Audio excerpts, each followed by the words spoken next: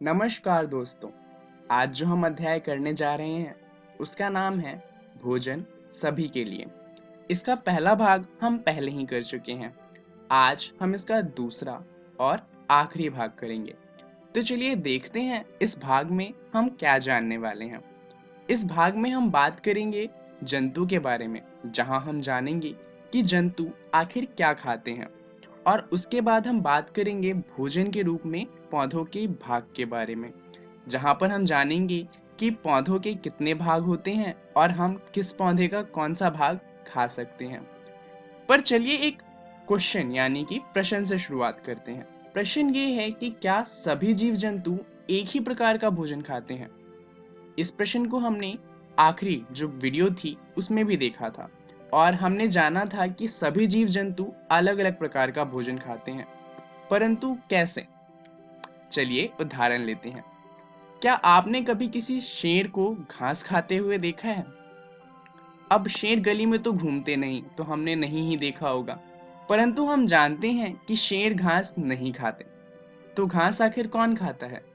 घास को तो गाय खाती है, शेर थोड़ी खाता है।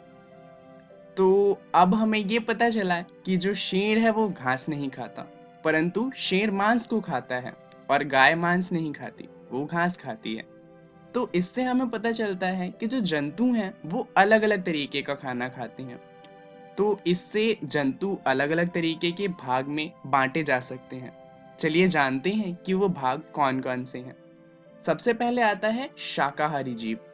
शाकाहारी जीव वो जीव होते हैं जो सिर्फ पौधों को खाते हैं।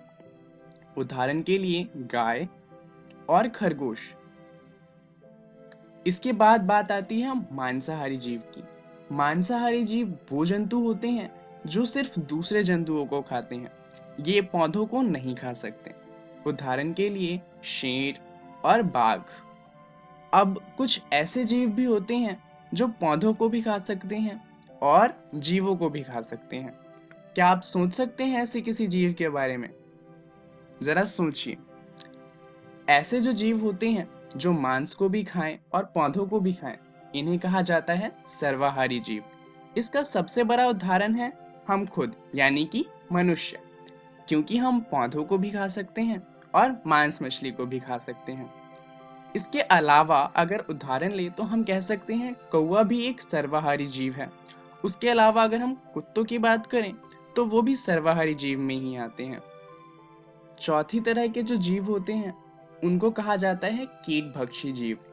ये कुछ जीव ऐसे जीव होते हैं जो केवल कीड़े मकोड़ों को खाते हैं और इन्हें कहा जाता है कीटभक्षी। इनके उदाहरण हैं मेंढक और छिपकली। ये क्या करते हैं, ये जो छोटे मोटे कीड़े मकोड़े होते हैं ये सिर्फ उन्हें खाया करते हैं। तो ये हमने जाना कि आखिर जो जीव होते हैं वो कितने तरीकों के भोजन को खा सकते हैं। चलिए अब बात करते हैं पौधों के बारे में। तो आखिर हम पौधों की बात क्यों कर रहे हैं ये जान लेते हैं। दरअसल जो मांस और अंडे होते हैं ये हम उतना ज़्यादा नहीं खाते। अगर आप भी देखेंगे तो घर में मांस और अंडे उतने ज़्यादा नहीं बनाए जाते जितना पौधे बनाए जाते हैं। घर में हमेशा सब्जियां बनती हैं, साग बनते हैं और बाकी सारी चीज़ें बनती हैं। क्यों? क्योंकि जो पौधे हैं उनकी संख्या ज़्यादा है अगर हम बात करें मांस मछली से। तो अब पौधों के बारे में जानना ज़रूरी हो जाता है। परंतु सबसे पहला प्रश्न ये है कि पौधों के कौन-कौन से भाग खाए जा सकते हैं। अब ये जानने से पहले ये जान लेते हैं कि आखिर पौधों में होते कौन-कौन से भाग हैं। तो पौधों में एक तो पत्तियां होती हैं, दूसरा पौधों का तना होता है, पौधों में फूल भी होता है और कलियां होती हैं और जड़ें होती हैं। और अगर हम किसी और पौधे की बात करें जो थोड़ा बड़ा हो तो वहां पर पौधों में फल भी होते हैं। तो ये तो हैं पौधों के भाग। चलिए जानते हैं आखिर हम कौन से पौधे का कौन सा भाग खा सकते हैं। हम आमतौर पर किसी पौधों के सभी भागों को नहीं खाते। हम किसी के पत्ते खाते हैं तो किसी का तना, किसी पौधे का फल खाते हैं तो किसी पौधे की जड़ को खाते हैं। तो चलिए जान लेते हैं आखिर हम कौन से पौधे का कौन सा भाग खाते हैं। पालक की बात करें तो हम पालक के पत्तियों को खाते हैं। वहीं अगर हम गन्ने की बात करें तो गन्ने की पत्तियां खाने लायक नहीं होती, उनमें कोई स्वाद नहीं होता। गन्ने का हम तना खाते हैं क्योंकि वो बहुत मीठा होता है। इसी तरीके से अगर हम बात करें चने, गेहूं और मक्के की, तो हम इनके बीज को खाते हैं।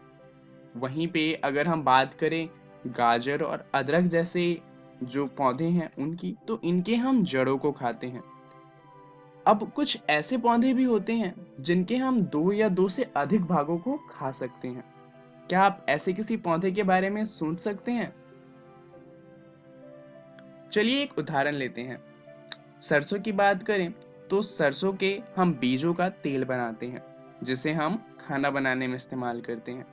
वहीं अगर हम सरसों की पत्तियों की बात करें तो इसका साग भी बनाया जाता है। तो चलिए जानते हैं इस वीडियो में हमने क्या सीखा। हमने जाना कि आखिर जंतु क्या खाते हैं, और हमने जाना कि भोजन के रूप में पौधों के भाग। धन्यवाद।